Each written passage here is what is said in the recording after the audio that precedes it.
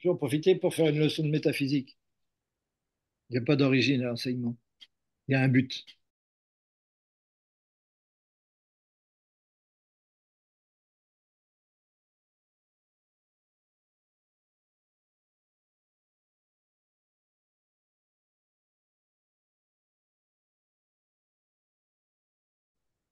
Et le but crée l'enseignement. Ça pourrait être suffisant comme réponse. Question Après, suivante. Non, je rigole. aller voir dans le passé ou dans les planètes, etc., et puis dire, c'est déjà enseigné à tel endroit, c'est telle influence, c'est passé par Ganymède, ce qui est le cas, c'est passé par Alpha du Centaure, ce qui est le cas, mais c'est secondaire. C'est secondaire. L'important, c'est que ce soit celui qui est là pour nous faire passer d'une dimension à l'autre. C'est celui qui est précisément adapté pour passer de la 4 à la 5.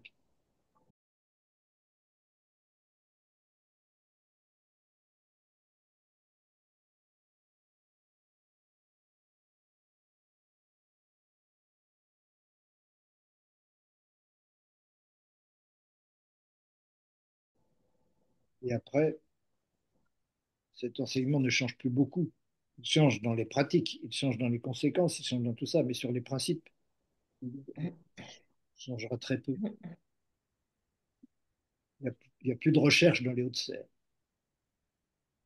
Pas besoin de recherche. La- la- L'évolution spirituelle commence avec la compréhension.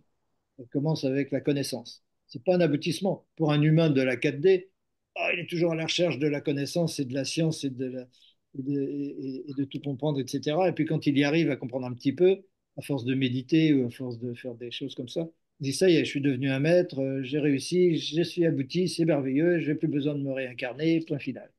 C'est pas vrai du tout. Ce n'est qu'un point de départ. Tant qu'on n'a pas la connaissance, on ne peut pas commencer à évoluer vraiment. On évolue physiquement. Les minéraux, les végétaux, les animaux, les humains, tout ça, ça évolue physiquement. Cette évolution, elle est nécessaire, mais à partir de la 4D, elle est intérieure, l'évolution. Et peu importe le corps, il sera de plus en plus subtil de toute façon.